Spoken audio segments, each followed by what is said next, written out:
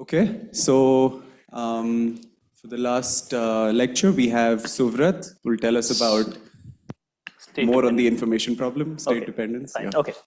Okay, so thank you all for coming on Saturday and staying till 4 o'clock. So I'll try and conclude what we were saying yesterday. So yesterday we discussed a number of paradoxes that appear if you try and look at a single-sided black hole. If you look at a single-sided black hole and you try and find operators in a single CFT that can describe a smooth interior. And I also discussed how, the same paradoxes, it's not enough to say smooth interiors don't have, single-sided black holes don't have smooth interiors, which you might be willing to say. You also have to give up the idea that the eternal black hole has a smooth interior if you demand that you should have such operators which are ordinary linear operators. So today I want to discuss how you can get around these paradoxes by using something called state dependence. Is this visible? This is visible at the back also? Okay. So I want to explain how you can get around this by using something called state dependence. And I want to explain what some of the subtleties with state dependence are. Maybe for some of the students here, nowadays state dependence is used very commonly, but that doesn't mean that the subtleties have all been understood. So I'm going to try and explain what some of the subtleties are. And in fact, that was the objective, to explain why you're forced to state dependence and why it's not something you should use. You should be uncomfortable with it. Okay, first I want to, something I wanted to say at the end of last lecture, but I didn't get to it. Maybe before I start, are there any questions, urgent questions from last time? Yeah. This A tilde operators have negative energies inside the horizon, right? Yeah. So, and we also expect the observer to not see anything new as they cross the horizon. But if the creation of annihilation operators have... No, they don't, that doesn't translate. So if you just look at 2-point functions, they're completely continuous. The fact that, these operators have negative energy has to do with how they are dressed. It has to do with the fact that, this T isometry that you have is a time translational isometry outside and becomes a spatial isometry inside. That's where this eventually comes from. That doesn't mean that any local measurement changes across the horizon. So locally they would still have positive energy? Locally, anything that a little observer excites will have, it's not locally an observer doesn't excite an A tilde. Locally an observer excites some small wave packet, which is the integral phi of x dx, where phi of x is the field operator. That's a linear combination of many A's and A tildes. And that of course locally has positive energy. This transition has to do with the fact that you use one set of modes outside the horizon and another set inside.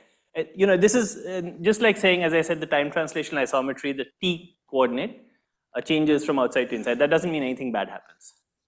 Okay, yeah, I've also written the conditions that we had yesterday. As I said, the problem had to do with these A tildes.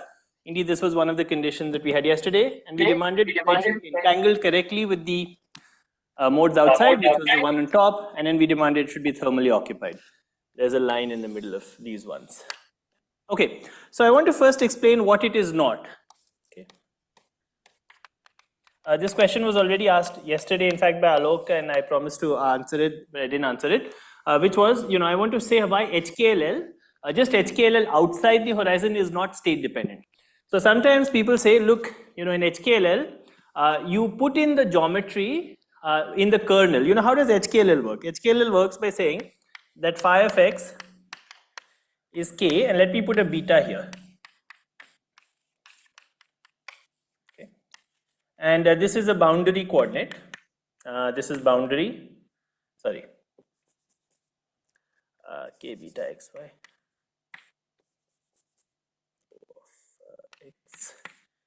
So this is a boundary coordinate. Well, doesn't matter. I'm using, Yeah. K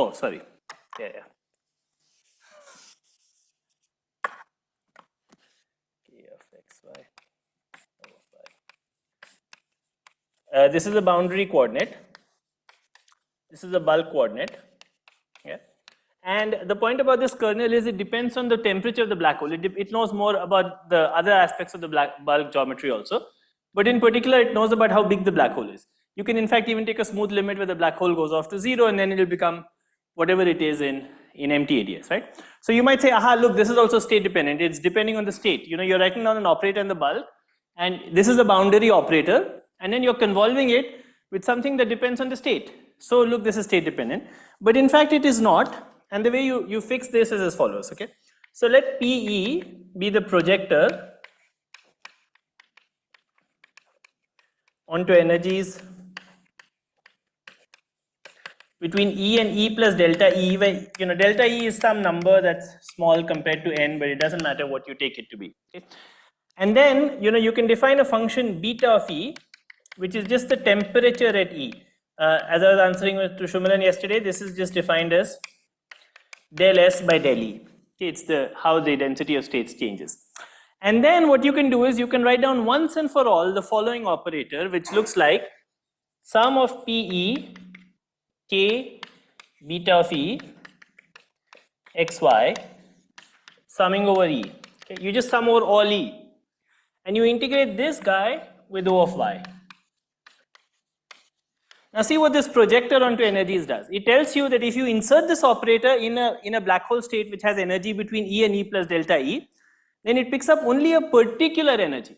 So it automatically picks up the right kernel. You insert it in a different black hole with a different temperature, it picks up that energy and picks up the correct kernel for that one. Okay. So you've written down here, this is a single linear operator. There is nothing here which is making reference to the state. This beta is a function of E, but this E is here and it's a dummy variable. You're summing over E. Okay. So this is a state independent construction of operators outside. Okay, here I took care of the energy and the temperature. If you give me other chemical potentials and so on, I'll put projectors and get details of all of that. Okay. So operators outside are sometimes written in a way that makes it seem they're state dependent because you put in features of the geometry, but actually they're not, and this always works. Yeah. I think there was a question online. Question online, yeah. And Ashok also has a question. Yeah, go on please. I think it was about beta being the inverse temperature or something. Beta being the inverse temperature, I don't know. Yeah, or beta is inverse, not temperature at least. Yeah, Sorry. I think that was the comment. Okay, yes, indeed. Thank you.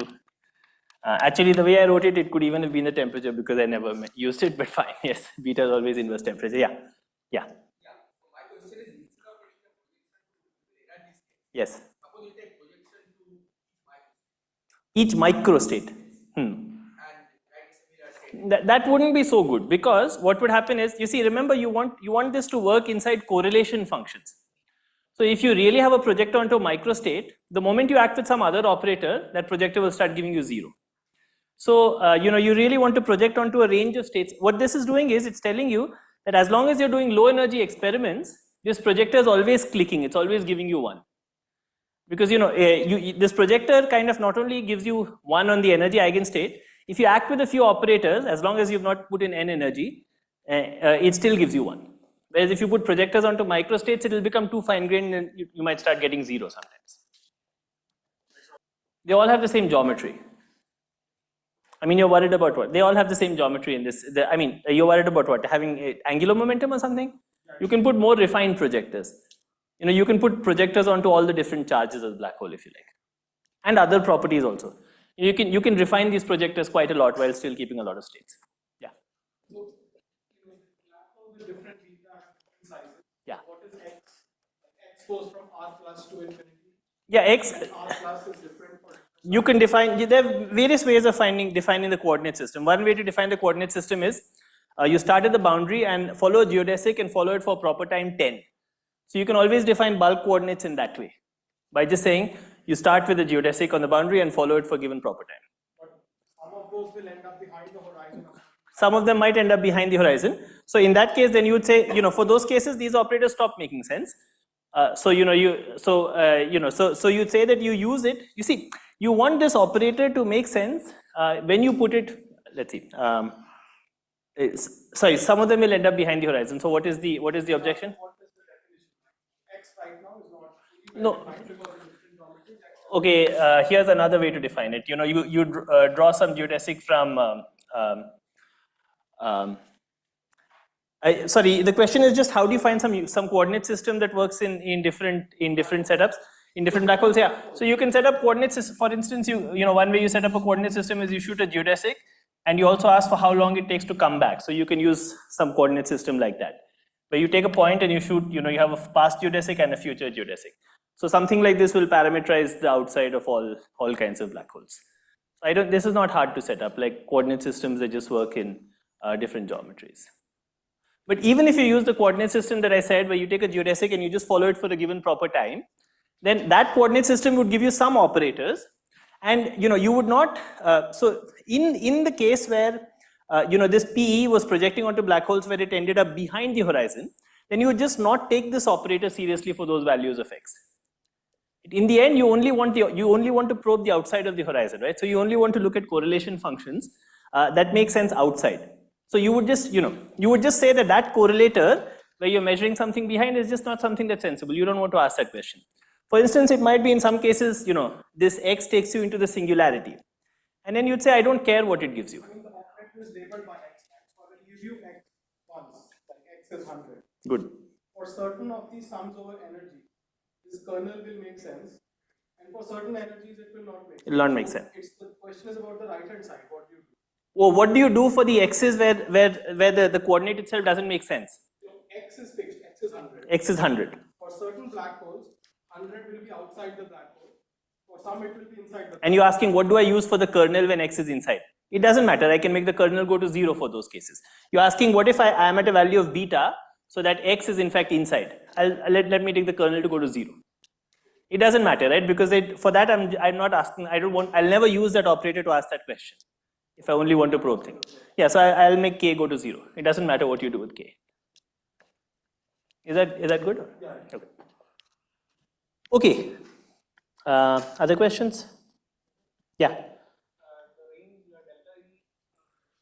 Is just large enough that you can insert it within correlator. So you don't want it to be like n.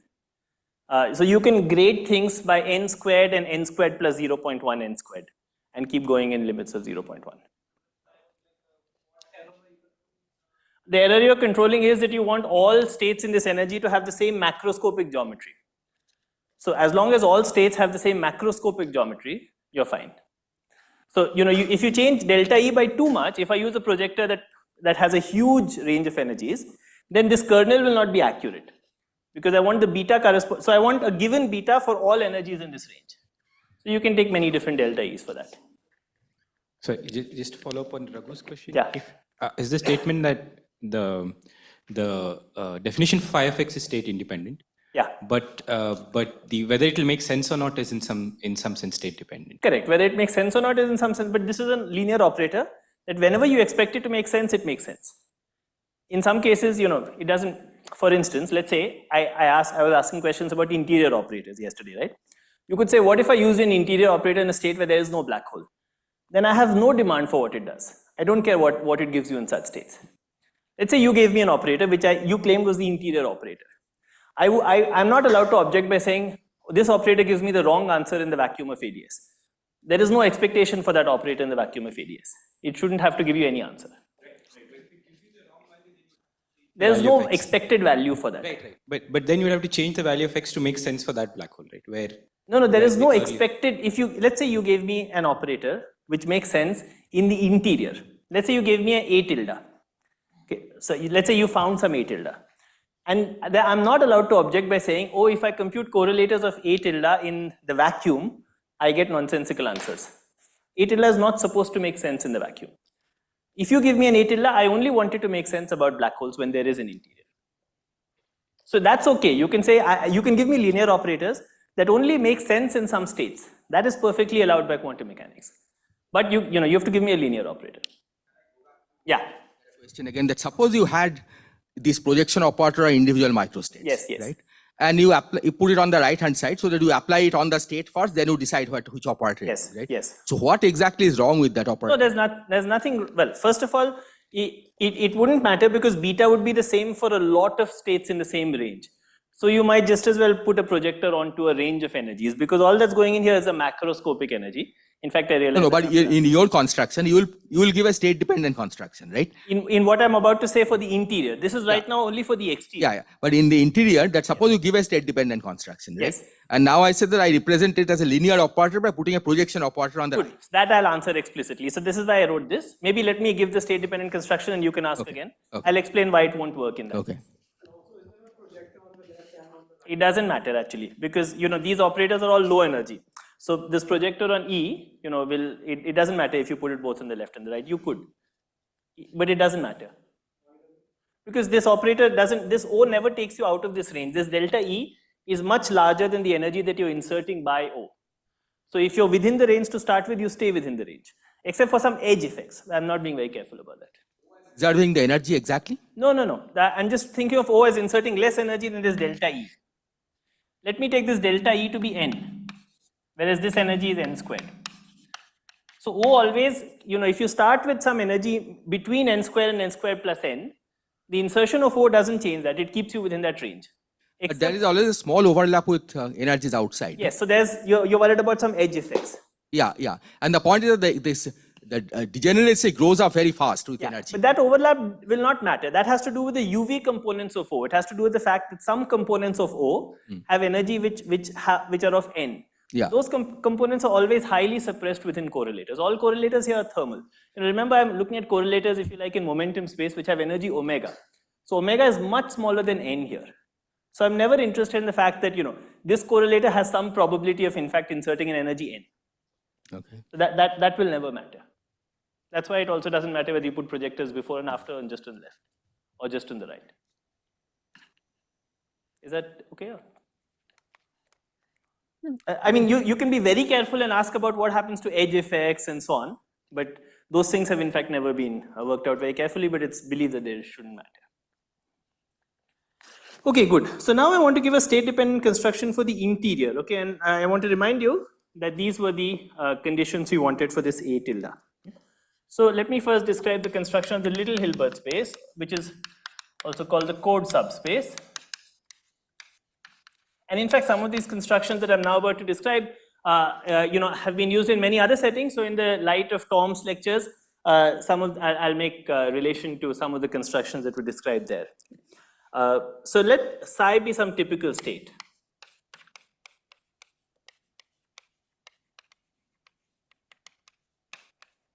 Okay. And then we want to define an algebra. This is not really an algebra, it's really a set, but of simple operators. This algebra I define to be the span of these operators outside, not the operators inside. Okay, so A omega 1, A omega 2, and maybe some daggers also, okay,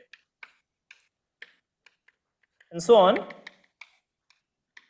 But I don't have too many insertions of those, okay, so P is much smaller than N. So this is an algebra of simple operators or simple polynomials in the field operators which do not scale as a power of N. Okay? So this corresponds to the set of simple experiments that you can do outside the black hole. Okay, this is this algebra A. And then you can define, by the way, let me just say something, a small subtlety. This does not include H for now. So the Hamiltonian I have to treat slightly separately, which I'll come to in a minute. Yeah. I was saying you could use, if you could find operators, you could do that. I'm not going to use them now. Here, I mean, yesterday I said you can do whatever you like to find the operators. If you find operators that have n squared fields, that's fine. But that doesn't mean that you're forced to use them. So I'm not going to make reference to them. I was just saying you could if you wanted to. It wouldn't help you.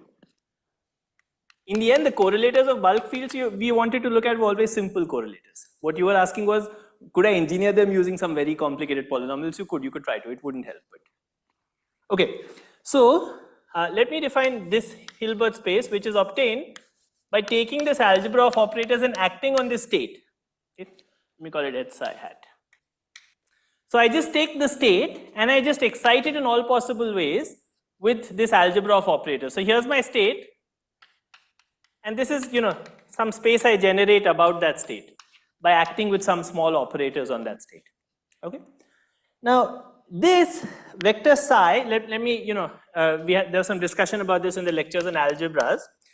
This is cyclic by construction. It's cyclic because, obviously, all states are constructed by acting with this algebra A on the state. Okay. So if you go back to the discussions that we had with Tom's lectures, in the algebra it's cyclic because sure, you can act with this algebra on the state and you can get all states in the Hilbert space because that's how you define this little Hilbert space. However, there's one more thing, which is that psi is also separating, and this turns out to be, this is important. And what that means is,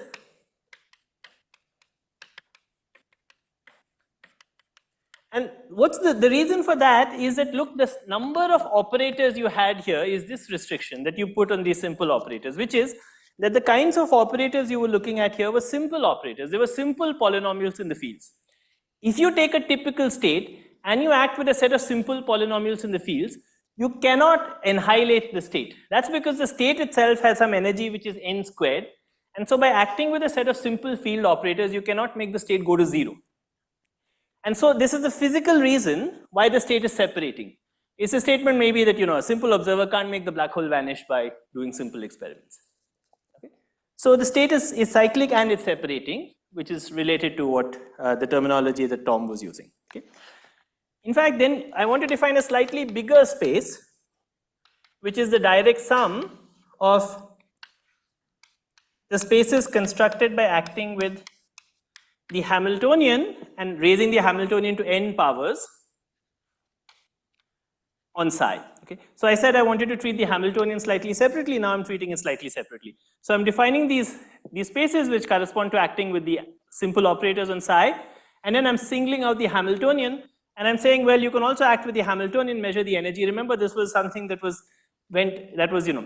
first non-trivial order in perturbation theory because the Hamiltonian is a big operator. And then I'm saying you can act with the Hamiltonian on psi and then act with these states. Okay? And take the direct sum of these Hilbert spaces, and this I'm calling H psi. This is a finite dimensional space the way I defined it, although its dimension might be large compared to 1, but always small compared to n squared. Okay?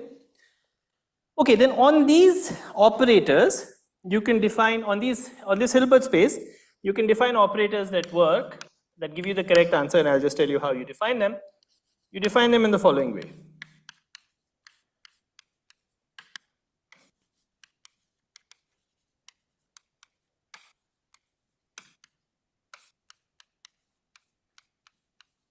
This is my definition of the operator A tilde.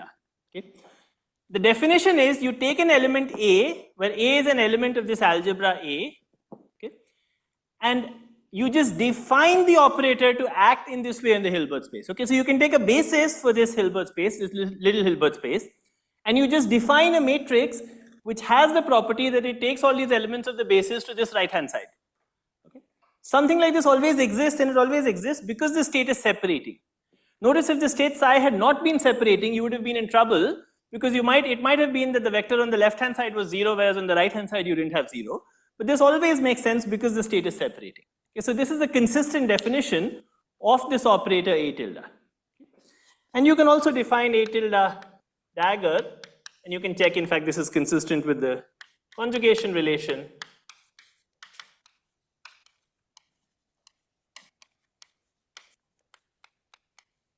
Okay. So what I've done is, notice this A tilde commutes with all these operators A, it goes to the right, but it doesn't commute with the H. It sits before the H and it inserts an A omega dagger. Okay. This A tilde dagger commutes with the A's, but doesn't commute with the H, goes before that and inserts an A omega. Okay. In fact, this is, there's a Tomita Takesaki way of saying this, and that's again, let me say it again since there were some lectures on that. Yeah.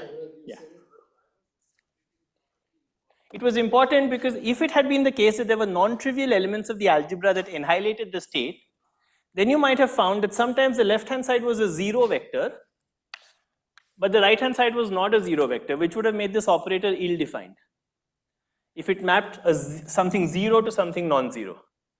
But because you never get 0 on the left-hand side, you can always find an operator that, this is a consistent definition of this matrix. What I'm saying is the matrix acting on some basis is giving you a right-hand side vector.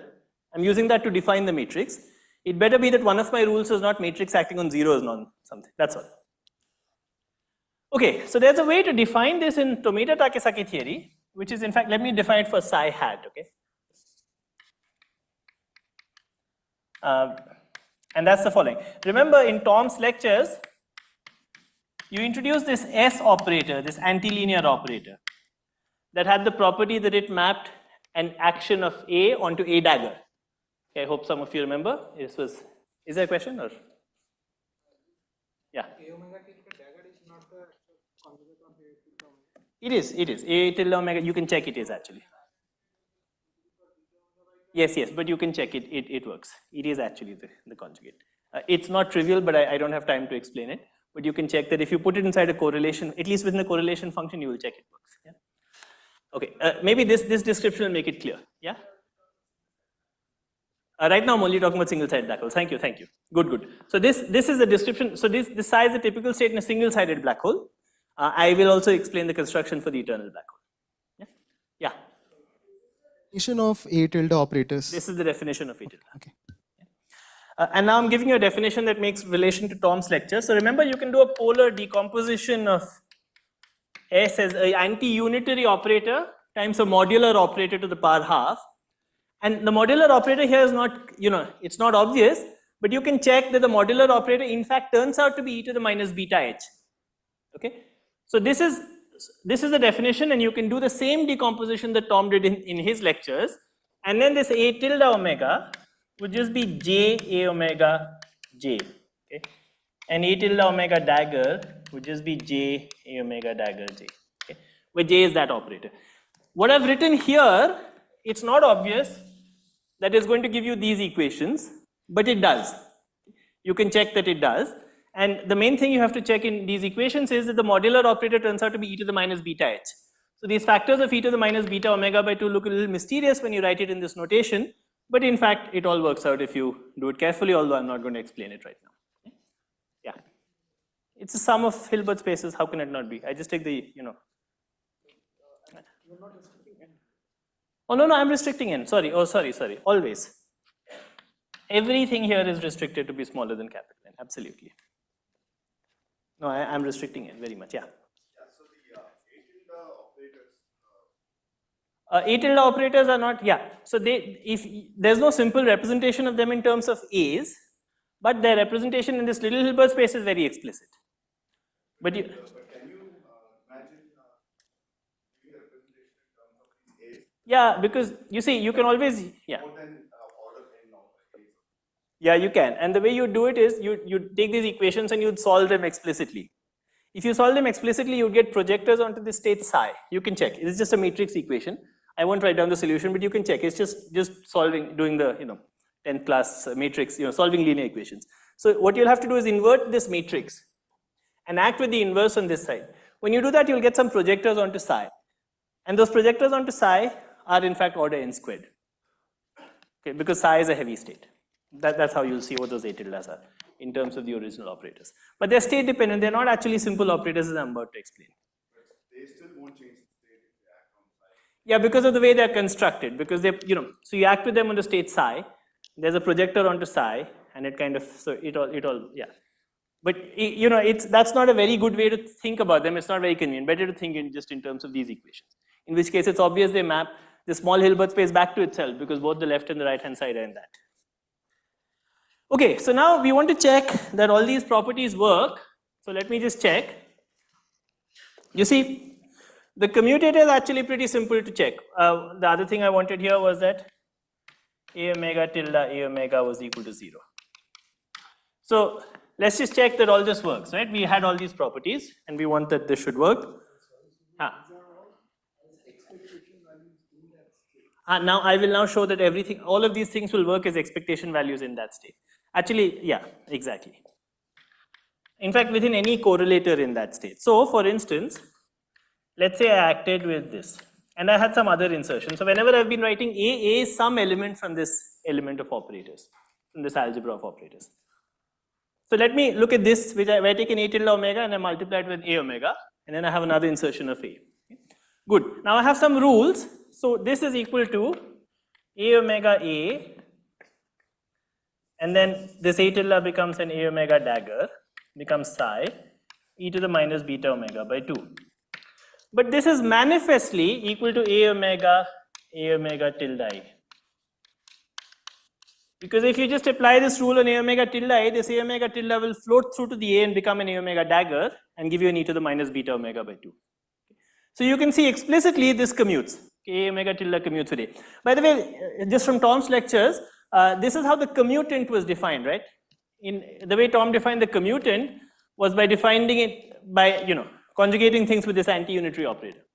So you know it had to commute, and you're just seeing this explicitly. Okay, what about this 2-point function? Yeah, actually it doesn't matter for defining these things. That's because, this S is completely defined on even if you have a set. All you need is that the set should be closed under linear combinations to define this S. And so as long as this set A is closed under linear combinations and it's also closed under conjugation, that's enough to make this definition consistent.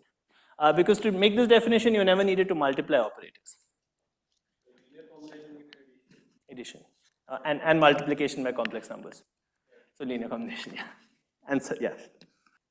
Okay, good. So what about other things? What about the other equations we had there? So let's check that they also work. Everything will obviously work because these things are constructed to work. So let's say I now wanted to look at A omega tilde dagger on psi. Or let me first do this one. This is the 2-point function. Then you see this just becomes A omega dagger on psi with an e to the minus beta omega by 2 by the rules. And that's correct. Because notice that this is the same as this with a factor of e to the minus beta omega by 2. Okay, so this is correct.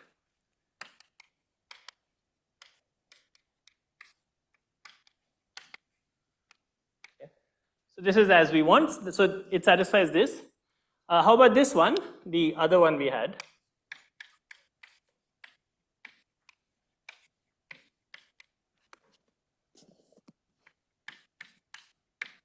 So you can just apply this rule twice.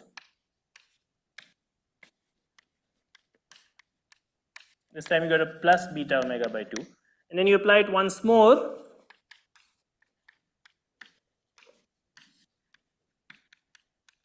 And you got another factor of e to the minus beta omega by 2 which cancel. And this you know just from the thermality of modes outside is the correct expectation value. Okay.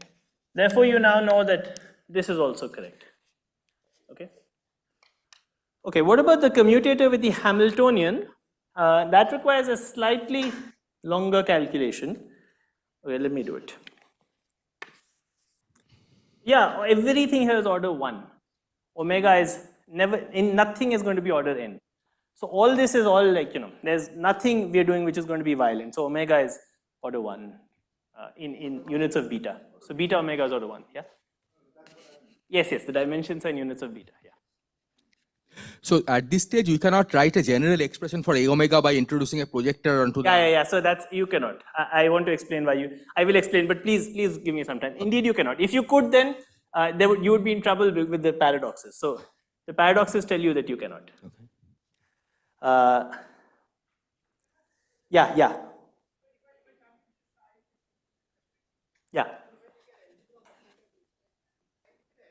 Yeah, nothing will, what do you, in a quantum field theory? What will go wrong? The separating property will go wrong. If you take this A omega to be an algebra, then what will happen is that eventually you will find that you will not be able to satisfy this relation, because if A was really an algebra, it was closed under products, then you would eventually be able to find an operator that annihilates the state psi by multiplying several A omegas together. And then these equations would become inconsistent. So it's important that, A is not an algebra. It has dimension which is less than e to the n squared. Surat, one question. So you said that the frequencies are sort of, less than the terminal frequency. Yes. You also had omega 1 up to omega p, where p is much, much less than n. Yes. What was your reason for that? For the same, it's the same thing that Alok asked. You always want to preserve this condition. You want to make sure that no element of the algebra can annihilate the state. You want the state to be separating. Otherwise, these equations will become inconsistent. And if you start taking p to be n or higher than that, then you would run into trouble with this. If you start, yeah, there might also be a back reaction, so you might worry about how to deal with such operators. But just in terms of defining, you see, what you're worried about is the fact that when you act with such complicated operators make sense in the CFT. What you're saying is we don't know how to compute their correlators because from the bulk, because there's back reaction. That's true. But just in terms of defining these operators, the problem would be this, that such complicated polynomials would start annihilating the state. So this would not make sense. Yeah, you'd need order n squared, so you can start playing the game of can you go to n to the 1.9 and so on. But let's just stay below n. Yeah. So we don't have yeah. Okay. Okay, good. Let me also explain the commutator with h.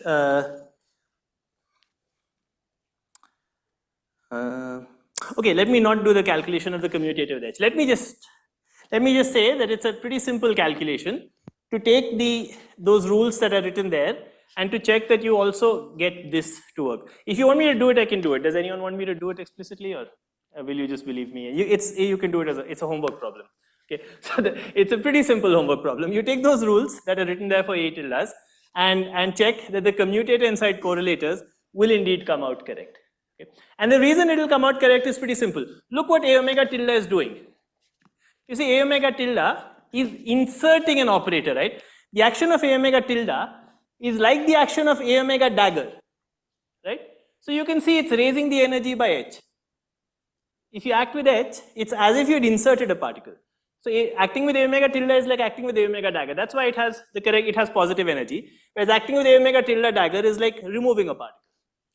There are these factors of e to the beta omega and so on, but they're both whether you act with this first or you act with it afterwards. Okay? So you can see that acting with it first or acting with it afterwards gives you, A omega tilde has the wrong energy in that this has positive energy, this has negative energy, which you can see from here. Okay, so I hope it's clear. It's a simple calculation to check that it works out, but you can see intuitively why the commutator with the Hamiltonian works out. Okay. Okay. So now the question is, of course, yes. I naively just try to modify that abstraction by putting an A omega on the right hand. Oh, A omega. Why would you do that? You wouldn't get the right answer. So you can say, Yeah, you wouldn't get the right. Those wouldn't be the right operators because they wouldn't have the right correlators. try to match the fact that both should create. No. So if you did that, you would not get the right correlators. Actually, this is one more thing I should say. Those relations that I've written there are pretty constraining once you give me these relations. Okay? Once you tell me the commutator with the Hamiltonian, you tell me these 2-point functions, then the action of these operators on this little Hilbert space is basically fixed. It was not, you don't have much freedom. You basically have to write down those equations. Okay, so that's why now, sometimes, and there are many other attempts at finding operators in the interior of the black hole, but they have to match with this in the little Hilbert space or they would be wrong. Okay, there is no option. You don't have any option. And that's because those relations are coming from effective field theory. They are necessary to give you a smooth horizon. So if you're going to say, I have some operators that give you smooth infall for an observer, it better be that on the space of states of small excitations about a pure state, those operators work correctly and they give you these equations. They just have to match. And indeed, these constructions of the Petz map and so on have been checked and have been found to match with this, as they have to, otherwise they would not work. Okay, so I want to now explain this issue of the eternal black hole, how you construct the operators there, and then I'll go back to Ashok's question of why couldn't you have put projectors and made these things work? By the way, let me point out, these operators are explicitly meeting all the constructions that we had, right?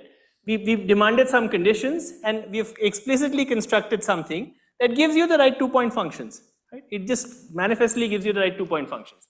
Now, yesterday I said, look, there's some paradox with finding the right 2-point functions. So what gives? What gives is that in the paradoxes yesterday, everywhere we were using, as I emphasized, a trace. So all paradoxes involved a trace.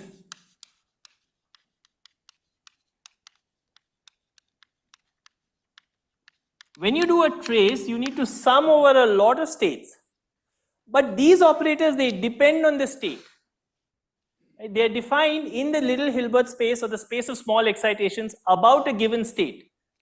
So these operators depend on the state, and they depend on the state in such a way that you can't lift them to some global operators using projectors.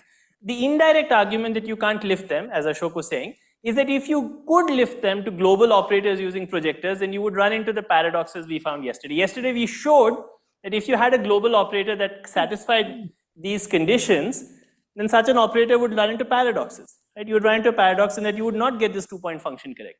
So the fact that we are getting these 2-point function correct tells you that there's something which is giving, and the thing that's giving is that these operators depend on the state. Because they depend on the state, you can't do a trace and run through the manipulations that we did yesterday, because as you're going through the trace, the operator that you're looking at is changing. So, Yeah. Subrat, I'm so sorry. No. So if I take the field operator in space and then I make a mode expansion, what you're saying is that that mode expansion has to sort of truncate in the frequency space. No, Depending that's on not the all. Well, I mean, you said that omega p, the p, Mode expansion has to, you can't use modes, you have to put some UV and IR cutoff in the modes. yes. That's one thing. But that's not the only thing. How would I translate what you said in terms of A twiddle, omega A, omega, etc.? On the mode expansion of fields. Yes, in It's a terms of statement in terms of the field operators. It's a statement that when you write down the field operator and you do a mode expansion, you should put both a UV and an IR cutoff in the mode expansion. So if you write down phi of t and r, and you would write down a omega e to the I forget which one comes with plus and which one comes with minus. Doesn't matter. This is omega, a omega tilde. I might be getting the u and v wrong. Okay. You write this sum over omega, but this sum over omega has a UV cutoff. So there's an omega IR to omega UV. And that UV is the limit that I wanted to put there. But that is standard. You wouldn't object to that, right? You would say, look, I'm doing an expansion gravity, and you don't have modes which are infinitely high energy or low energy anywhere as a cutoff because there's an ADS cutoff. So, well, you need a low energy cutoff about black holes also. So, you put an IR and UV cutoff. That is not the problem. That you would expect. Yeah. Why you can't put the projectors? Yeah, I will. Let me talk about the eternal black hole and then I will. I'll try and, there's not a more direct argument, but I'll tell you why it doesn't work. It will be more clear when I say the eternal black hole. And also when you say it depends on the state, Yeah. this operator is defined on its side. That's right.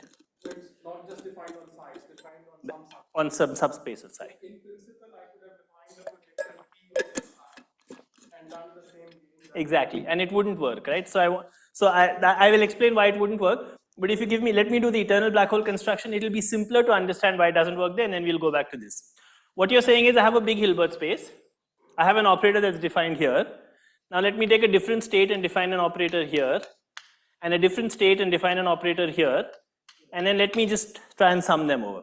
The problem that you'd run into is these operators wouldn't mesh smoothly. You'd need to add a lot of them together to make it work on the full global Hilbert space. You'd need to add, in fact, e to the s of them to make it work everywhere. And to make it work and then you'd run into the trouble that these states are not quite orthogonal, so they wouldn't mesh smoothly. That's roughly the problem that you'd find. Let me do the eternal black hole and then we'll go back to this. But that's the answer to the question. That if you try to do this, you'll find something that doesn't work on the original state also. Yeah. Yes. No, this is much more fine-grained than the E. You see, for the state outside, we only needed some coarse-grained properties of the state, like the total energy. This guy knows about the details of the microstate. If you use another microstate that corresponds to the same geometry, this guy will give you 0 because it's constructed in the state psi.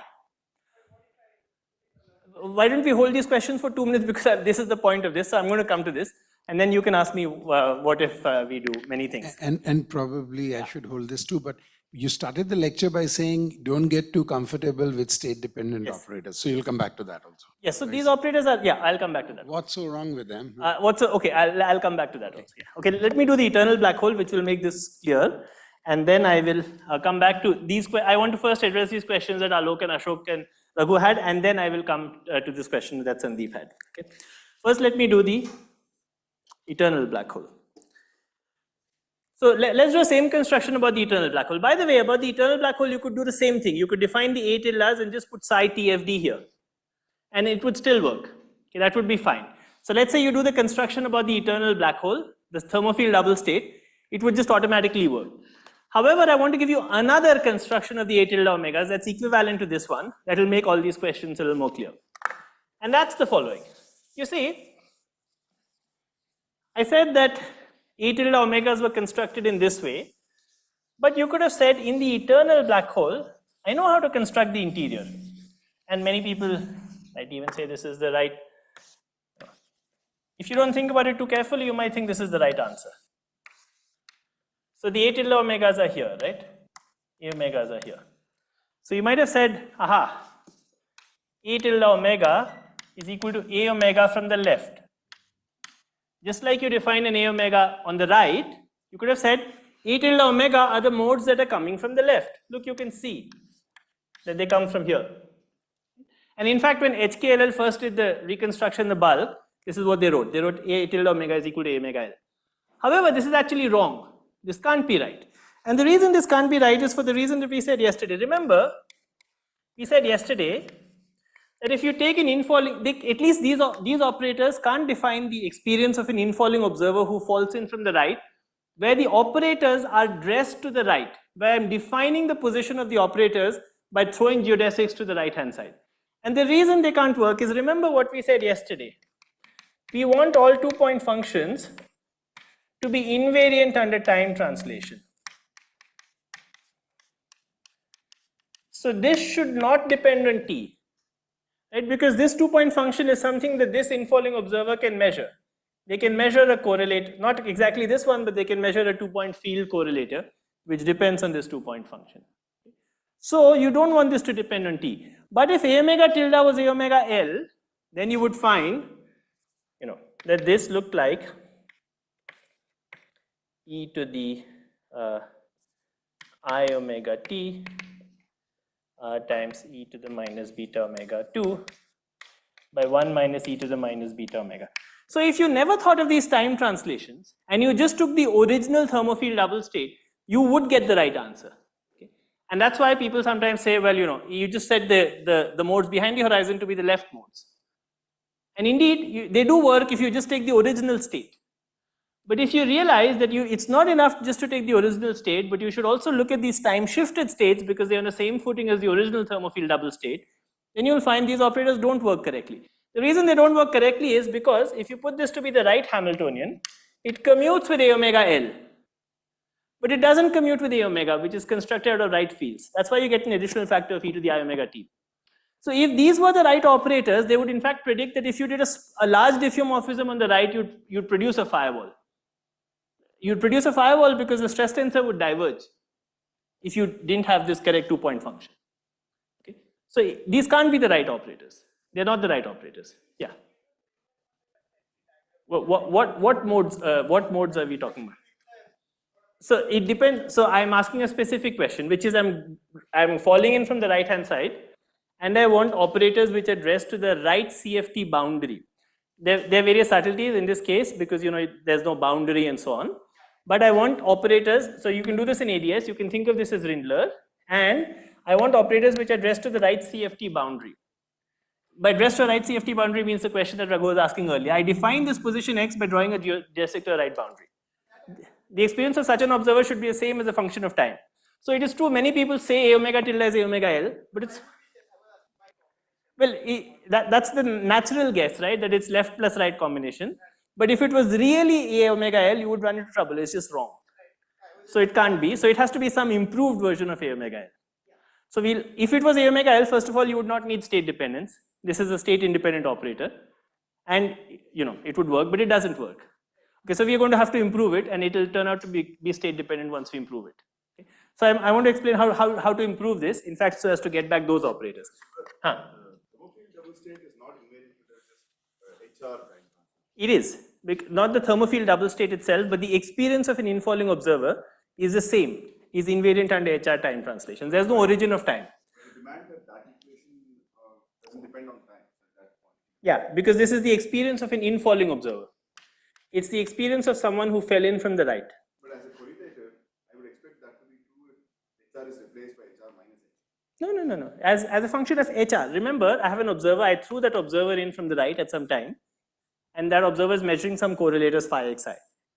Now I translate the whole, we spent a lot of time on this yesterday, remember when we were saying that, now I translate the whole trajectory as a function of time. I throw the observer earlier or later. You want the experience to be the same. The eternal black hole doesn't have an origin of time. Why does it mean that there is no HR component? Certainly there should be an HR which translates the right boundary up. That's all. So yeah, I just translate the right boundary up. I just throw this operator. You can make it HR plus HL. It doesn't matter. It will still give you the wrong answer. But HR minus HL will give you the right answer. HR minus HL leaves the state invariant. We're not interested in that. I'm saying that, look, I have this operator and I throw the operator with some, I can ask that question, right? I throw the operator later or sooner.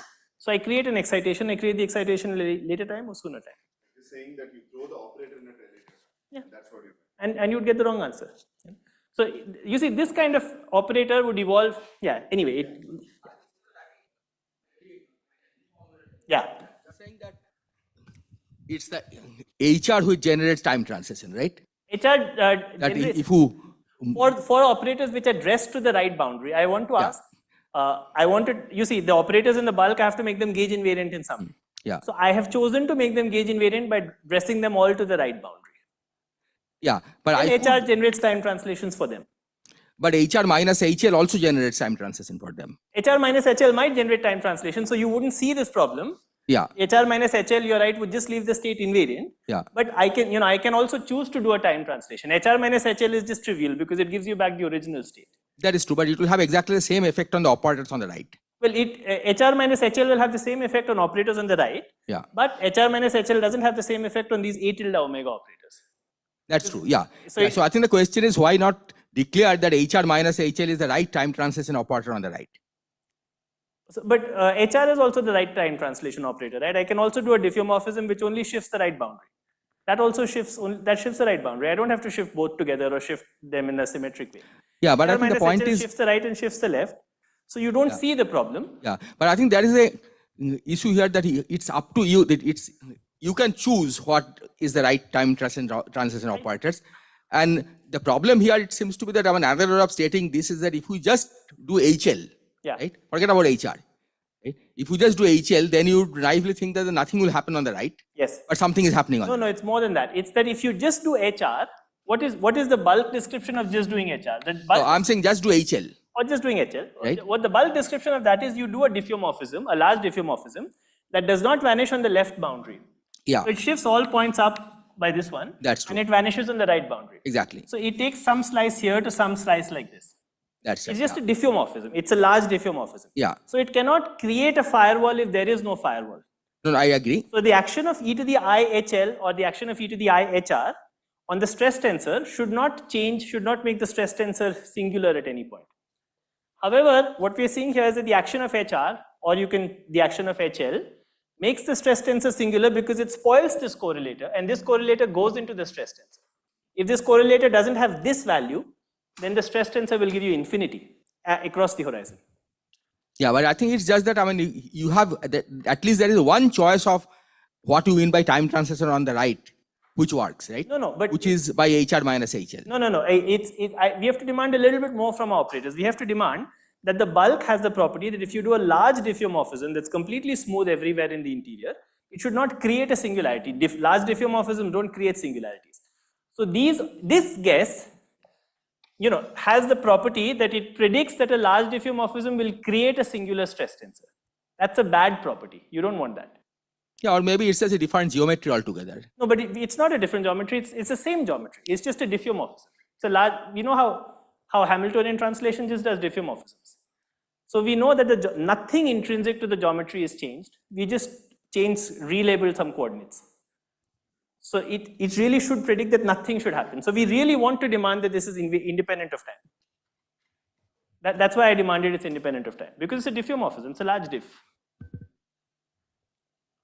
Yeah. As like the experience of the right observer is identical in all purifications where the left is only translated. Yeah, you can say that. Okay, so now I want to say how you have to improve these operators. So how do you improve the operators? And when we do that, we'll see why you have to get state dependence. It's important, by the way, that you have to check that it works in the thermofield double and its time shifted cousins. And if you just demanded it works in the thermofield double, and you said I don't care about large diffeomorphisms, it would be fine. But then your operators have this funny property. They're predicting that diffeomorphisms create singularities in the stress tensor, which of course they should. Okay, so let me explain how you write down these operators. If you break this correlation function, I didn't explain it very well, but if you break this correlation function between the A omega tilde and the A omegas, it will change the 2-point function of a field just behind the horizon and a field just outside the horizon. And that 2-point function will not have the right short distance behavior, and it will get a singularity. And if it doesn't have the right short distance behavior, the stress tensor will diverge. And to make this 2-point function on two sides of the horizon have the right short distance behavior, this mode 2-point function has to have exactly this form. If you put this e to the I omega t, you'll get a singularity in the stress tensor. Okay, good. So how does it, how do you fix it? So here's how you fix it. Yeah? So let ht be the action of the same algebra that I defined earlier, but now on these time-shifted thermofield double states. Okay. So this is now some little Hilbert space which is constructed about the thermofield double state, but with the time shifted. H0 is a little Hilbert space constructed around the original thermofield double state. Okay. Now I can define Pt be the projector on Ht.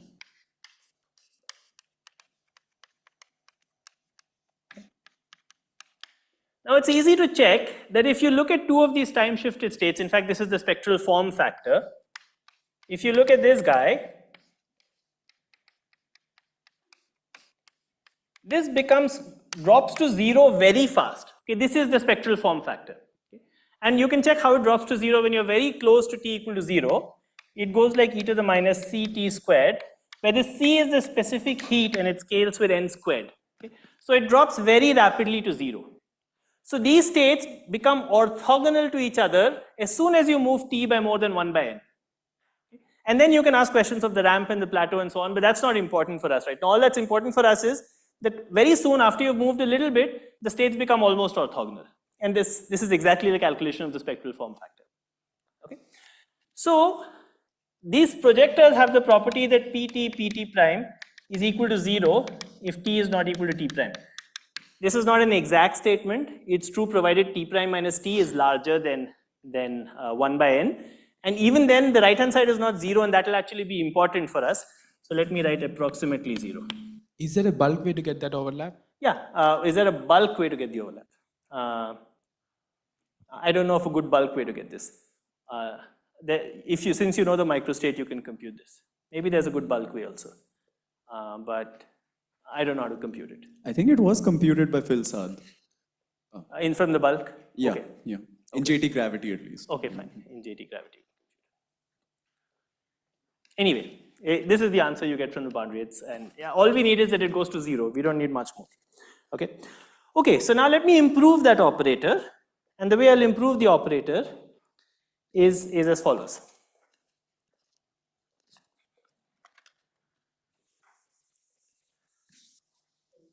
Yeah. Yeah, the expectation value is the spectral form factor because it's e to the minus beta h plus it. It's beta plus it. If you take z of beta plus it.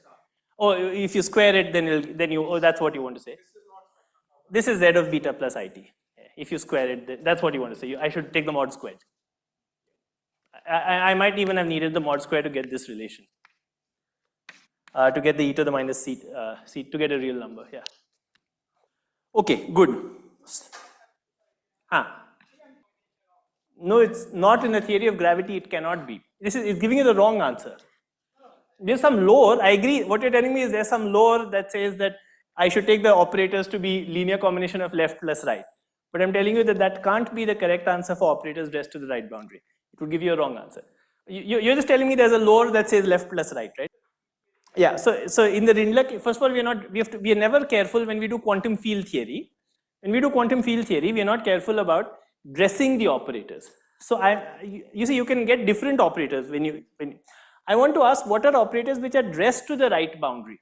Those operators have a specific meaning in gravity, and those operators can't have this property because if they're dressed to the right, I translate them, I should, I should get the same answer. Then you would find that this operator has a stress tense, has a diffeomorphisms, create a divergence in this.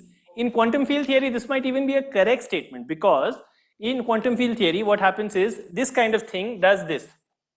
Let me say it in this way. Let's say you're doing quantum field theory about this background, okay? Then you could say the following. Then I'm not allowed to do diffeomorphisms. Then these are my time slices. And this e to the IHRT takes this slice to this slice. And so look, it's creating a kink here. That's why it created a singularity, because it created a kink. But in gravity, this is meaningless. All I can say is that it did this at the boundary and I can smoothen it through the bulk. So in gravity, it has to be smooth. In quantum field theory, it doesn't have to be smooth. Because in quantum field theory, it creates a kink, but in gravity, it can't create a kink.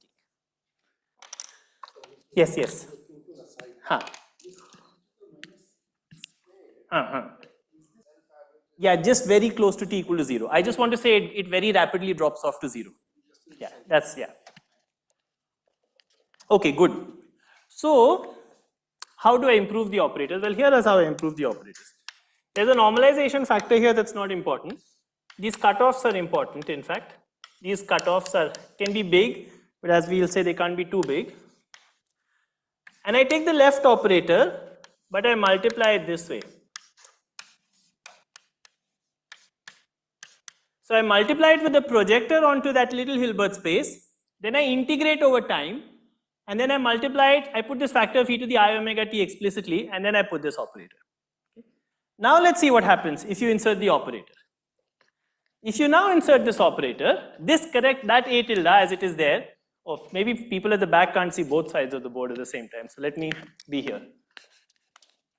Sorry, let me be here. Let me now look at e to the IHT, A omega tilde, A omega, e to the minus IHT. Let me now look at the 2-point function. Now, what happens is that this guy, it's a sum over different projectors. It automatically picks up the projector corresponding to this t. So I was going to get an e to the minus I omega t, but because it picks up this projector, you see it's still A omega L, but it's just A omega L multiplied with the phase factor that I inserted by hand. So I would have got the e to the I omega t, minus I omega t, but because I inserted this phase factor, I get a cancelling, a compensating factor, and so this is always equal to, even in all of these time shifted states. So by doing this construction, I have improved the operators so that they now have the correct commutator. In fact, what these operators do is they have the correct commutator with the right Hamiltonian, and they commute with the left Hamiltonian, which is what you want for operators dressed to the right.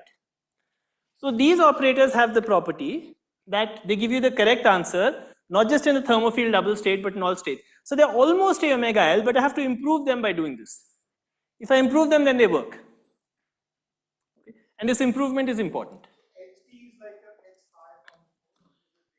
HT is like my H psi. It's just it's exactly the same. It's just constructed about this time shifted thermofield double state. No, this A tilde psi, this A tilde now works in all HTs up to, from theta minus theta cut to theta cut. You see, here I inserted it. There were two T's here. Let me call this tau. This T is a dummy variable because I'm integrating. Now I inserted it in a state which is e to the minus IH tau for a specific value of tau.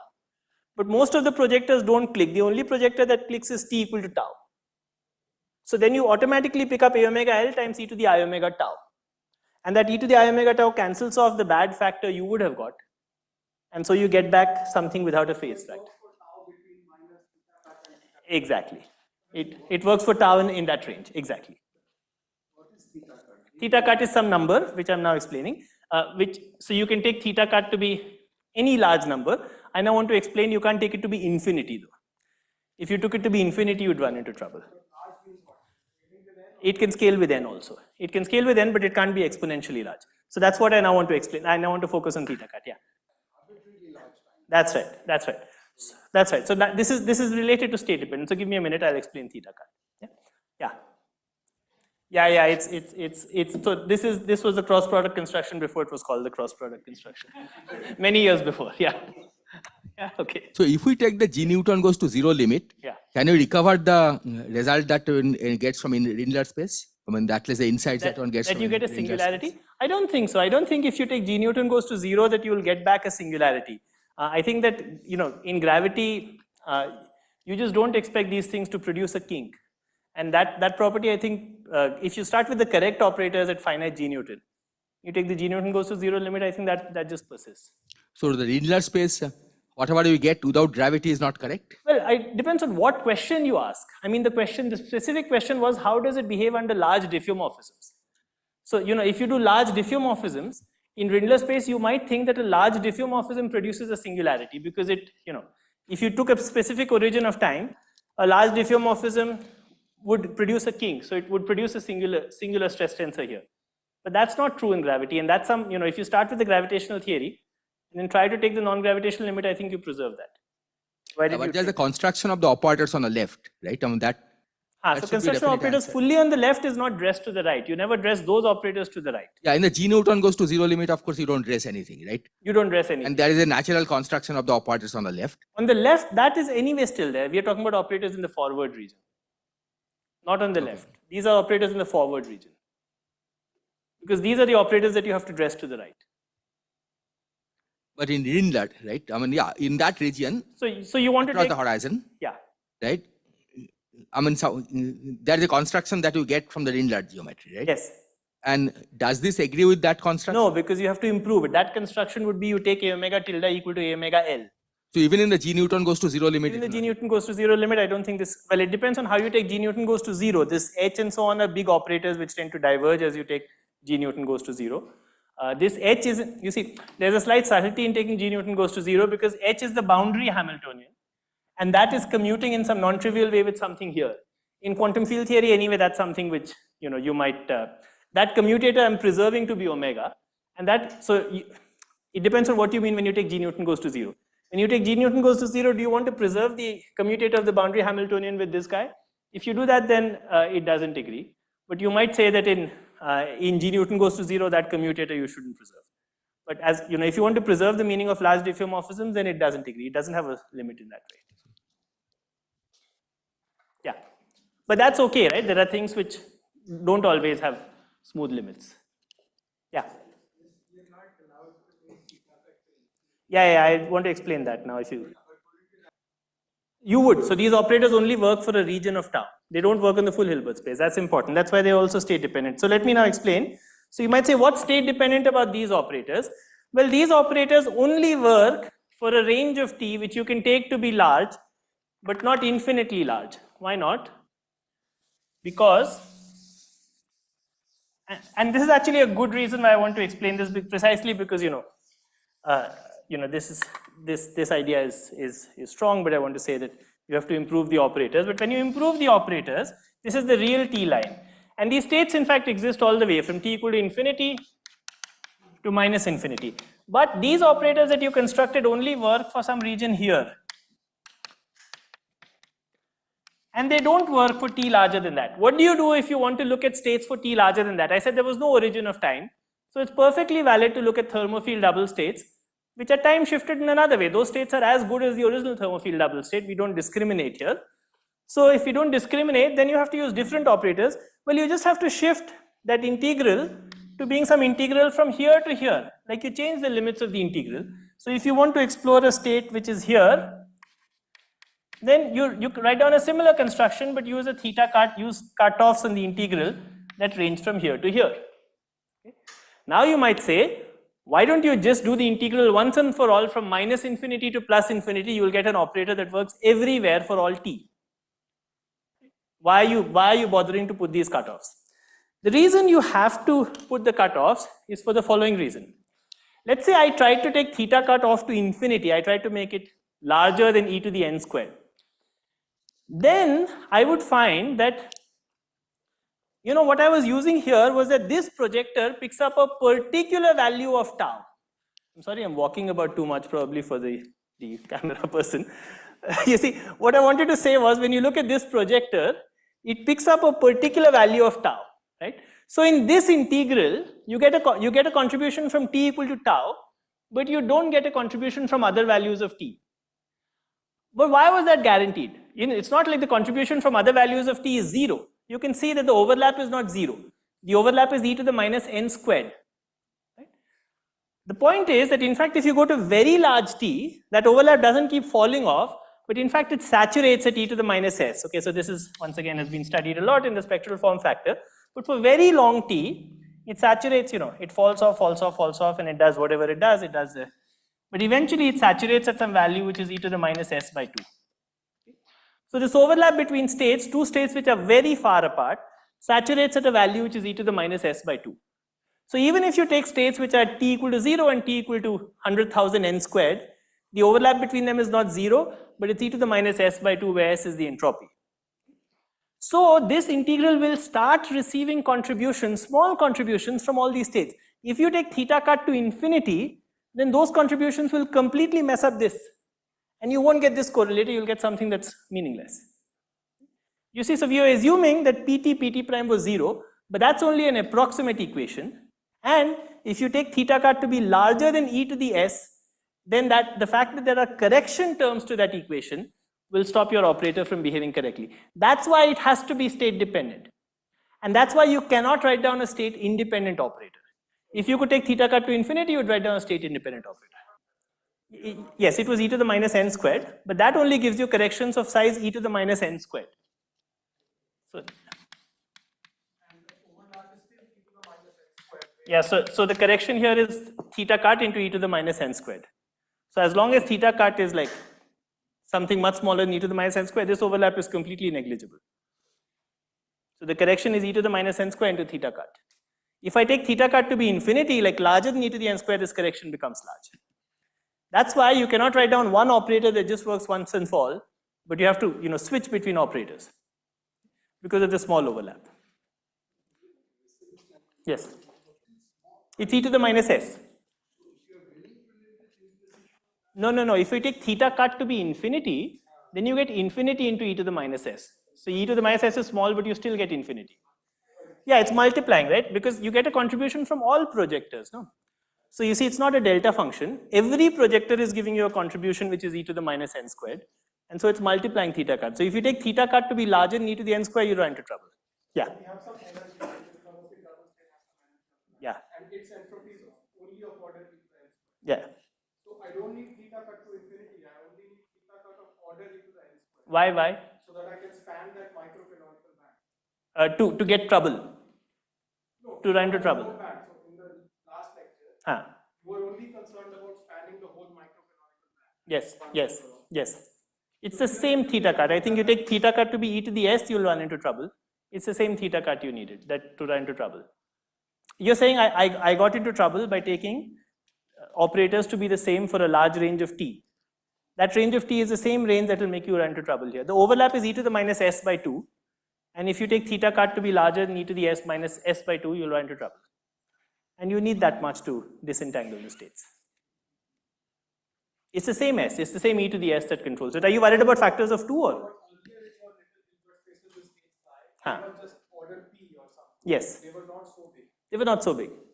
So I'm trying to tell you why you could not make them state independent. You see, this works perfectly well in the little Hilbert space. There's no problem with these operators in the little Hilbert space.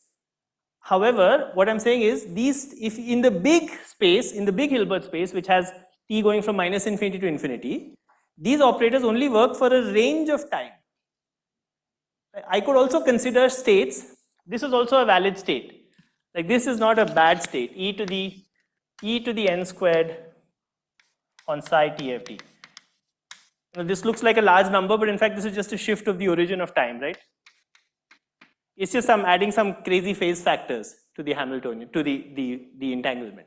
I'm just saying it looks like you almost covered the whole microcanonical. Okay, so what is the problem? Single theta cut.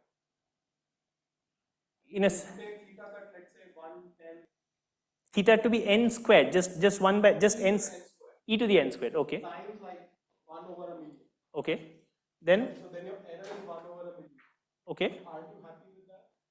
I mean, it depends on what you mean by happy. There are other states in the Hilbert space which are distinct. Like this state is a different state from any of the other states that you found. There are other states in the Hilbert space that have different phase factors that are linearly independent from the states that you found.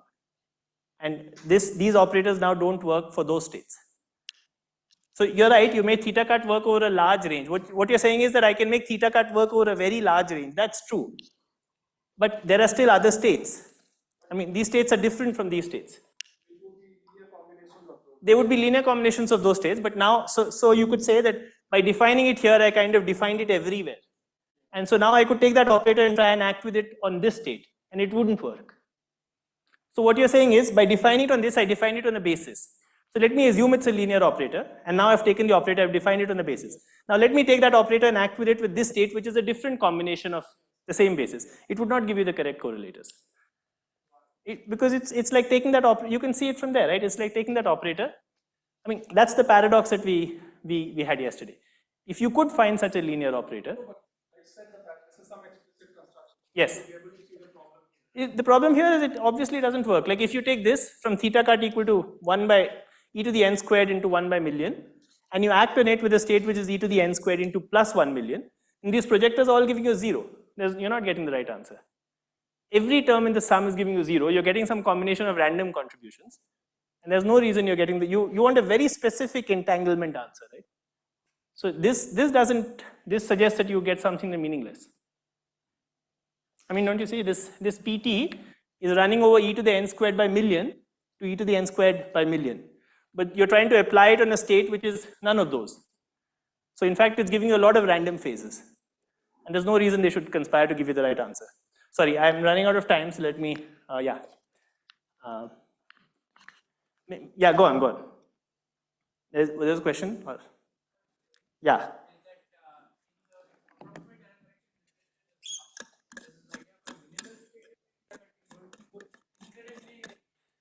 Okay, but this minimal state dependence is something, it's like being, as someone says, being a little pregnant or something, it doesn't, it either is state dependent or it's not, right? Okay, yeah, but the point is that what I want to emphasize here is that there is some state dependence, in this. So you can't use the same operator. Okay. I don't have anything intelligent to say about that, but let me just say some things and then I'll come back to this. Yeah. Okay.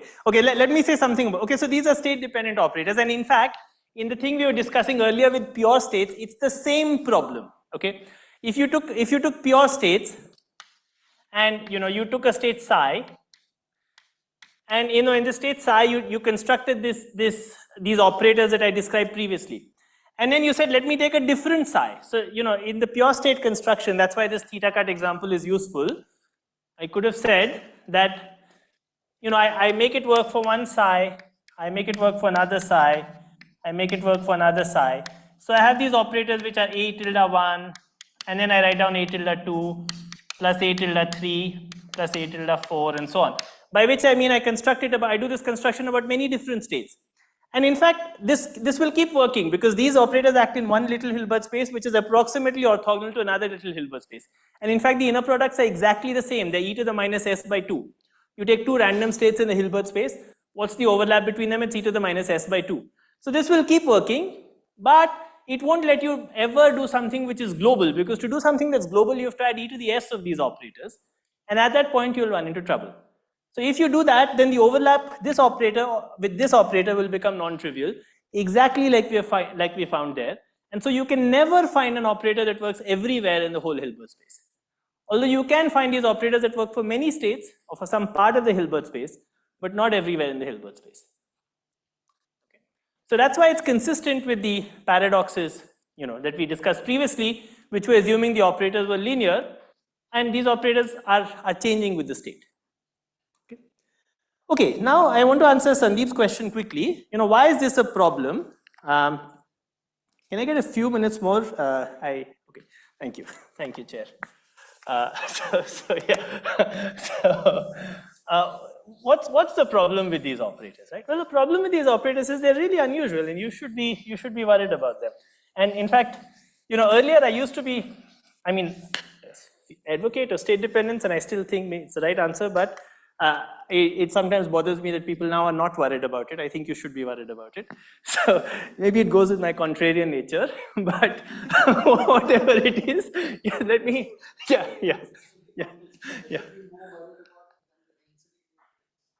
Yeah, because it's an observable. Because we are saying that density matrix is not an observable. You can never measure the density matrix in one shot. No, but that's not a single shot experiment. You see, we have a theory of measurement. In fact, this is maybe what I want to come to. And what is the von Neumann theory of measurement? It is that one of the postulates of quantum mechanics is observables are Hermitian operators, right, which are defined once and for all. And how do you measure observables? The way you measure observables in quantum mechanics, this is the von Neumann theory, is let's say you have a single particle, right, which has some x, single particle, and you want to couple it to a pointer. So you have a pointer. This is the momentum operator of the pointer. And you write down an interaction which is p of pointer with position of particle. And what does this do? Well, it takes you from a state which is 0 in pointer to wave function in x. If you evolve it under this interaction Hamiltonian, this is what you'll find in a standard quantum textbook, it will entangle the states for you. Actually, it gives you lambda x delta t if you operate it for a time delta t, and it will entangle the states for you, right? And our notion of an observable is something we add to the Hamiltonian, which we can evolve with, and something you add to the Hamiltonian. That's where the Born rule and everything comes from, right? So the Born rule comes from saying that you can add these things to a Hamiltonian, and that's what an observable is. And then you look at the spectral projectors, and when you make a measurement, you get some answers, some probabilities that have to do with the expectation values of the spectral projectors. These operators are not things you can add to the Hamiltonian. Now, maybe it's okay because after all, we are asking questions about what happens inside the black hole in a theory of gravity. And we know that in a theory of gravity, we can't modify the local Hamiltonian somewhere in the bulk. So maybe we need a different theory of measurement, and so maybe it's okay to use these operators because this after all, this is something that Daniel Jaffrus often says, is a kind of formalism that was developed because the way we thought about quantum mechanics was by saying, we think about states, how states look like from the outside. We have a system, we have a basis of observables, we have an experimenter outside. That experimenter looks at some observable and couples it to some pointer and then makes a measurement. But these observables we are talking about here are different. They are like what happens to an observer who is inside the black hole. And that observer doesn't have some external pointer that they can turn on because in fact you're not allowed to turn on local sources in gravity. So maybe these operators are okay, but if they're okay, we need some theory of measurement for these operators. And this standard theory of measurement in fact doesn't work. Now, you might still say, fine, I don't care about that.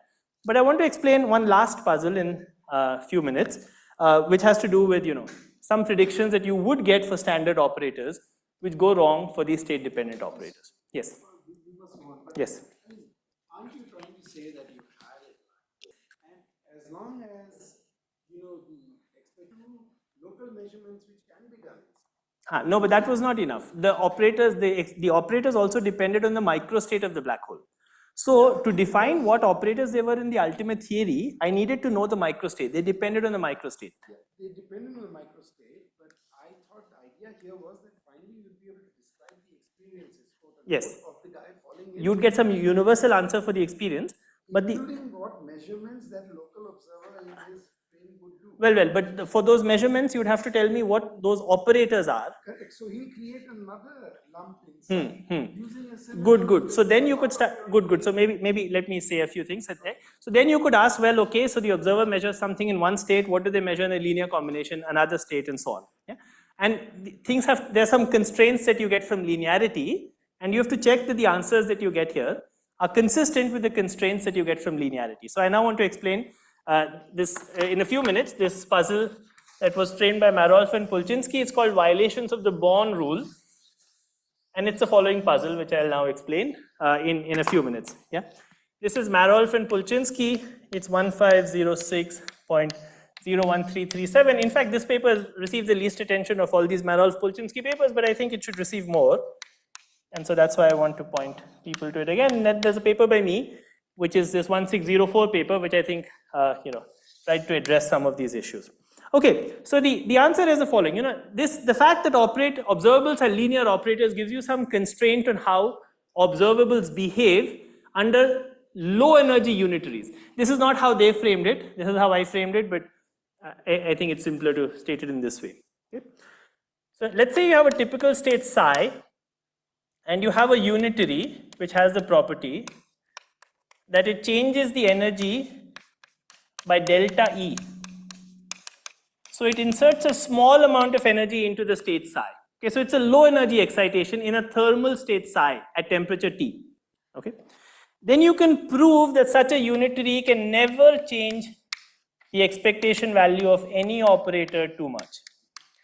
You can show this following constraint, which just comes from statistical mechanics, which is if you look at the expectation value of any operator A in the original typical state and compare the changed expectation value after the action of the unitary, then this expectation value is bounded by twice square root beta delta E times sigma A, whereas sigma A is the standard deviation of this operator A. It measures the fluctuations. It's A squared minus expectation of A the whole squared. Okay, so this is something you can just prove, and this only relies on the fact that the operator is a linear operator. So low energy unitaries never have a big impact on typical states. Okay? And that's kind of obvious. If you make a unitary whose energy is much less than the temperature, then of course it doesn't change things much, can't do much. However, you can check that these operators I just constructed will not obey this, and the simplest way to do that is to think of this unitary. This unitary takes the Schwarzschild number operator, which is e to the I A omega dagger A omega. These are the operators outside, and just multiplies it with some small parameter theta.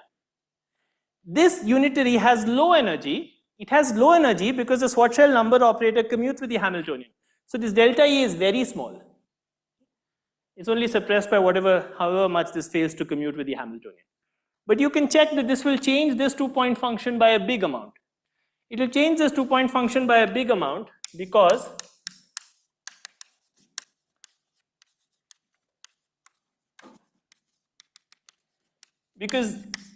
this psi, this NW commutes with A omega tilde but not with this, and so you'll pick up some factor of e to the minus I theta times whatever the number is. So you'll get a big change, which is this factor, and then you'll get the remaining terms. Okay. So you see that you produce an order 1 change by acting with a low energy unitary, which you're not allowed to do. Okay, so this is this issue, the violation of the Born rule. So it looks like you'd see something strange happening. You'd see some observable changing in a strange way if you acted with a low energy unitary. And so it's not just that you're violating some abstract postulate of quantum mechanics, but is that you'd see some violation that was, that looks like it would violate some general statistical mechanics rules. There's a partial, this question by the way has never been answered fully. There's a partial answer, let me say that, and then I'll stop. And the partial answer is the following. This operator, e to the I theta NW, is actually an operator which is a pretty complicated operator, because this A omega tilde mode, this A omega mode involves doing an integral of A in time. So this operator in fact involves what are now called time folds. So you have to go forward in time and come back in time, because you're taking an operator A, integrating it in time and extracting a certain Fourier frequency. That's how you got something that commuted with the Hamiltonian. So that's in fact not how you can really produce excitations. Let's say you asked a slightly different question, which is you acted with a unitary that was a time ordered product, which means you turned on a single trace operator or a multi-trace operator, simple operator Q of t with a source J of t. That means that you change the Hamiltonian by adding this Q of t, J of t on the boundary. This is not an operator of this kind, okay? This NW kind. It's a simple operator. You really added a simple operator to the Hamiltonian. If you acted with unitaries of this kind and you further restricted to observables that were in a single causal patch in the bulk. Okay, so the bulk in the presence of a black hole has distinct causal patches. There are some operators that can never be connected to each other because by the time they send light rays, they hit the singularity. Is phi x1 to phi xp, where the xi are in one causal patch. And if u is of this kind, then in fact you can check that that inequality is obeyed. Okay.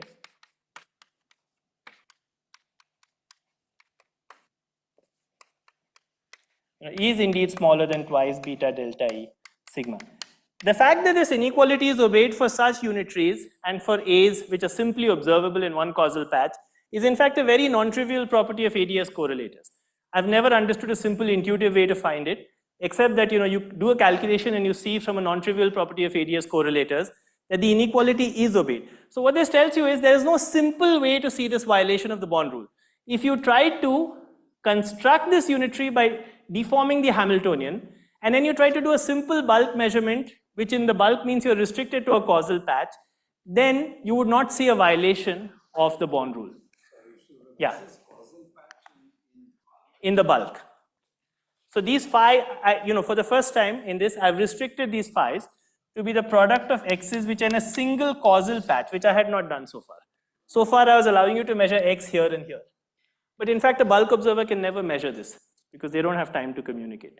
So bulk observers can only measure things which are in one causal patch. So if you restrict the observables A this way, and you restrict the unitaries to be this, then in fact the inequality is obeyed. That's a partial answer to this paradox because it tells you it's not easy to see these violations of the bond rule. This is a black hole statement. Global areas are no causal patches, yeah. It's that it has to be produced by adding an operator, simple operator to the Hamiltonian. That produces operators that have this form, time ordered product of e to the I, q of t, j of t, where j of t, it's like deforming the Hamiltonian by h plus j of t, q of t with some source. This is not the same. This operator you cannot produce in this way because it's very complicated. It involves acting with an operator which is at late times and early times and multiplying it. So you cannot produce it in this way if q is a simple operator. This is local in time, exactly, yeah. So if you do a deformation that's local in time, then indeed you find the inequality is obeyed. This is a partial answer to this paradox. It's not a complete answer because you might say, well, no, maybe I do a complicated experiment and then I see violations of the bond rule. Okay, I've gone way over time, but what I want to emphasize, what I tried to emphasize here, let me just complete and summarize what I said in the 2 lectures. I tried to persuade you that, if you want that the single-sided black hole or typical states have smooth horizons, and if you want also that the eternal black hole has a smooth horizon, that's also well behaved under large diffeomorphisms, then you're forced to the fact that the operators in the interior have to be state dependent. State dependent observables are unusual because we don't have a theory of measurement for state dependent observables, because the usual theory of measurement in quantum mechanics is developed for linear observables. Maybe that's okay because state-dependent observables, the questions we're asking are unusual questions. They're questions about how a system looks like from inside. But if that's so, that's something new and deep about quantum mechanics that we should really understand. It would be really something new that we are learning about quantum mechanics from gravity and that we should understand better. Here's one paradox, observable kind of paradox that you might get from state dependence. It's not very well known, but it's explained in this paper by Marolf and Pulczynski. And there's also a partial resolution to this paradox. But either way, I think this is a very interesting question that should be thought about more. So I hope at least I've persuaded you that this is a question that you should think about, even though it doesn't receive very much attention nowadays. Okay, so I'll stop here and thank you for giving me extra time.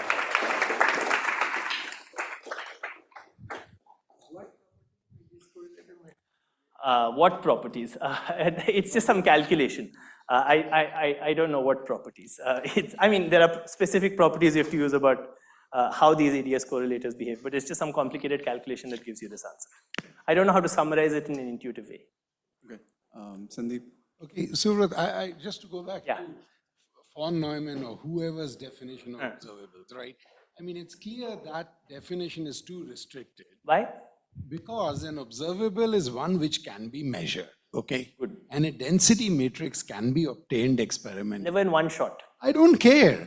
See, this is the restriction. If I can do a measurement and obtain it, then it's an observer. No, but you see, let's say you're an infalling observer and I ask the question of do you die or not in a particular state?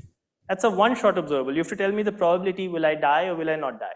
You can't say that, first you jump into many different states and then at the end of that, I'll tell you there's an expectation value that you would have died of 10, right? You have to say there's a probability and am I going to die or not? You tell me the probability. And there's only a one-shot answer, either I die or I live. So that's how we usually think of, and the density matrix is not of that kind. I don't know if you're confused. what you're saying is the density matrix. Half system, I have a 2 by 2 matrix, I measure sigma x, sigma y, sigma z, and I know rho. Right? Good, but So why is it not an observable? because of the following reason. An observable is one where you take a single state and you measure and you get a definite value. It's something where you can make a one-shot measurement and you get a value. You might get a probabilistic value. The density matrix is not of that kind. Any observable in quantum mechanics will give you a probability distribution. But the density matrix is not of that kind. You cannot measure it by if I give you a single state, just a state, one copy of the state. I'm not going to let you measure many identical copies of the state and reconstruct something. That's what you're saying. Even a correlation function, forget about density matrix, a correlation function is not actually an observable, it's an expectation value. A correlation function is something that you measure by taking many copies of the state and then by measuring them and averaging your probability distribution. But I want to say, here's one state, make a measurement and tell me you get one answer. And then quantum mechanics predicts for you what are the probabilities of that answer. A correlation function is not an observable of that kind, where there's a Born rule that says you can get this answer or this answer or this answer with this probability. And neither is a density matrix. But I mean, it's too restricted. I mean, if an experimentalist can find out what this observable is, we would call it an observable. Well, Why not go with that? the issue is that you would, problem? the issue is that you would think that in the bulk, the question of do you hit a wall of fire or do you go through smoothly is a one-shot experiment, in that there's a microstate, there's a black hole in front of me, I jump in, and I know at the end whether I've lived or not, after I cross the horizon. So you would expect that, questions about the bulk are one shot. You see, like every observable outside is of that kind. Everything you measure outside is of this kind. You can measure it and there's a probability distribution you'll get, but there's a single unique answer you'll get. The thing you're talking about is not a unique answer. It's some answer that's saying, like a correlation function, for instance, there's no unique answer for a correlation function in one state. It's not like you can give me a probability distribution for a correlation function. I can get these different values with this probability. It's just some average. It's an expectation value. So expectation values are not observables, even though experimentalists can find expectation values. Similarly, entanglement entropy is not an observable defined in this way. It doesn't mean you can't measure it. You can of course measure it. I mean, Ashwin gave a talk earlier saying you can measure it. But the way you measure it is you look at many copies of the system, you combine together many observations, and then you measure it. But it's not an observable in this sense. By relating the experiences of the infalling observer to your state-dependent operators, are you saying that Sandeep, use the mic, please. Are you saying that your state-dependent operators will not correspond to measurements that the infalling observer can do? Or maybe they will correspond to measurements, but if we have to generalize our notion of what we mean by measurements. Well, in the locally falling frame of the infalling observer, let's use von Neumann's definition of measurements, right? There are local modes and so on that the infalling observer couples to. Yeah, we would not be able to. We are not allowed to add this operator to the Hamiltonian. Because adding this operator to the Hamiltonian would give us all sorts of other problems, because in the full Hilbert space, it's some nonlinear operator. No, I'm saying, okay, then maybe we should discuss later. I should let others, but I'm saying you define the infalling observer as some wave packet who has crossed the horizon in this state, right? Now that observer is trying to, create other wave packets, do measurements in the standard way of von Neumann, Is that something that would not be allowed by your definition? You'll have to tell me what the probability distribution. First, the simple question is, does the observer fall through smoothly or does the observer not? What is the probability distribution for that? The answer I'm giving you here is that, I'm constructing some operators, but they're state dependent in a way. And, so that question we don't know how to answer. What is the probability distribution for the observer to see different? Because the way you get the probability distribution is by taking an operator in the full Hilbert space and doing a spectral decomposition. You're not allowed to do that for operators that are state dependent. Let me ask you a different question. If you can give me any other example in quantum mechanics where we can measure such operators which are state dependent, then I think we would be happy. Any other example in ordinary quantum mechanics where we measure in one shot such state dependent operators, we'd be happy. It's a little confusing when we use these words, and I have to say we use these words ourselves a lot, and this is the physical intuition, which is you have an infalling observer, they have a little lab, they do their experiments, and they don't know that in the big Hilbert space, ultimately things are state dependent. Their lab kind of automatically aligns itself to whatever position you are in the Hilbert space. But the point is that that's a little too quick, and these Born rule paradoxes kind of tell you that these operators you're defining have some funny properties. They have the funny property that two states which are almost parallel, where this comes from ultimately saying two states which are parallel have to give you the same answers for observables. These operators will have the property that you can have two states which are close to being parallel, but which give you different answers for observables. So in the full Hilbert space, they're close to being parallel, but they give you different answers. Now you can say, I can never measure that because, my little observer can never go from one state exactly to the other state, which is the kind of answer I gave here. So you can say, I can't measure that. But indeed, for some experimenter on the boundary, if they had a way of sending in these infalling observers and seeing what experience they found, they would find that for two states which are almost parallel, they're finding answers which are different. The density matrix also has that property, not quite as strong as that, but you can take two states which are, for one it'll give you one, for the other could give you. Okay, so just to put a question which I'll ask you later, you're saying, am I right in understanding you're saying you've got this definition of state-dependent operators for the side, but that definition may not allow us to describe experiments that the inside observer can, standard experiments of the von Neumann type. Let me say this. Is that true? So there's a prediction you would get from these, but the prediction that you would get would be that sometimes it might happen that two states which are almost parallel have different answers, which is very unusual. Two states which are almost, you see, the Hilbert space is not really a manifold, because we're used to thinking of manifolds. We tend to think of manifolds and think of a Hilbert space and then think of local excitations about that, which is what we did. But in fact, the Hilbert space is linear. So two states which are almost parallel have to really have answers which are the same for all observables. If I use these observables, I would find the two states which are almost parallel would sometimes give me different physical answers for some physical questions. That's an unusual thing. It doesn't happen in other situations in quantum mechanics. That's what this Born rule paradox is meant to say. That's why it's called violations of the Born rule. The Born rule says that states which are parallel or parallel up to some value give you answers which are the same up to some bound, and that's the bound, in fact. The fact that this is violated tells you that there's something unusual about these observables. Two states which are almost parallel give you different answers for something. Yeah. Okay. Yeah. No. There's a sigma A. It's not just a question of unbounded. That's why this controls the norm of the operator. Take a bounded operator. I mean, this unboundedness is just a question of multiplying the operator by 10 or 100. That's what this sigma A did. The boundedness is not the issue. It'll give you a different answer for projectors. You can do this in terms of projectors. The boundedness is a trivial issue. It's the fact that you can take a small number and multiply it by infinity or multiply it by 1000. So there's a normalization of the operator that went in there. So when you say two states give you the same answer, answers, by the way, always have to do with expectation values of projectors.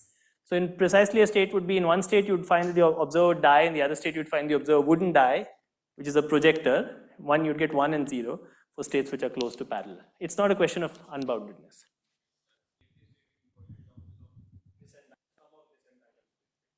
No, I said if you demanded that e to the ist, yes, then.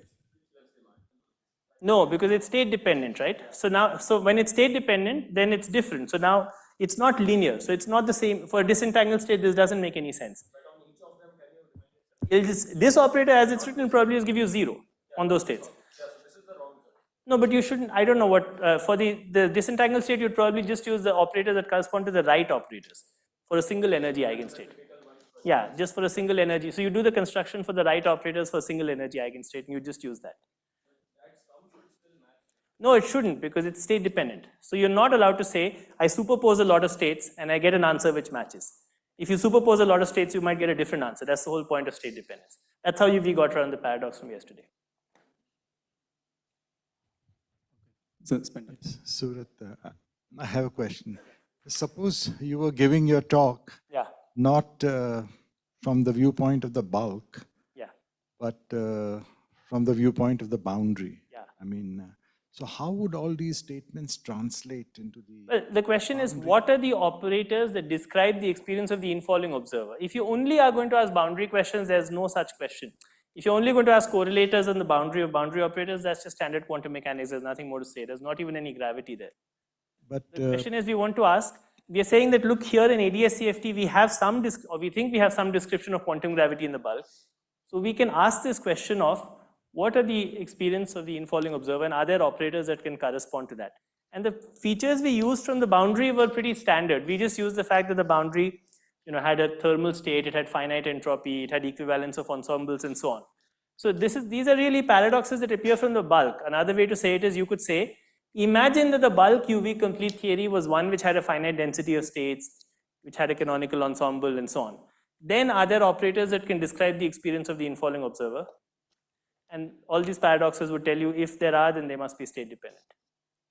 There isn't a paradox just for boundary operators. Those are No, I'm not saying paradox. I'm just saying the total description means I do calculations on the boundary and or conceptual thought experiments on the boundary. I mean, in terms of certain complicated operators or correlations. There isn't anything you can ask just on the boundary that will ever see the state dependence, because you always have to ask something about an infalling observer. So, the question is, does the boundary describe the experience of the infalling Yes, observer? that's what I'm asking actually. Yeah. So, for that you have to ask a bulk question, right? How will you ask a boundary question? Why not? Because if there's a complete duality, then there must be a So the question is, does boundary. duality work for the interior? So the way, Polchinski would say it sometimes was, EDA-CFT is not complete. It doesn't work for the interior, only describes the exterior.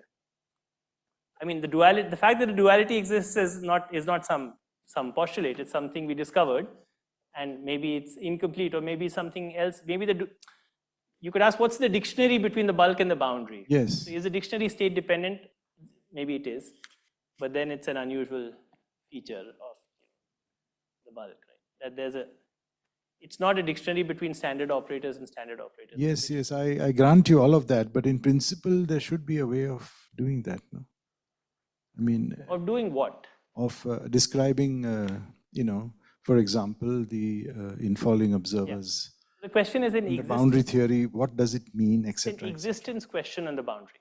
Do there exist operators Yes. on the boundary? Yes. It's the question I wrote down at the beginning of the talk yesterday. Right. Do there exist operators on the boundary that have the property that these are boundary operators that are labeled by some numbers that have the property that this is equal to g x1 to xn, where these are numbers that you compute by doing bulk effective field theory calculations.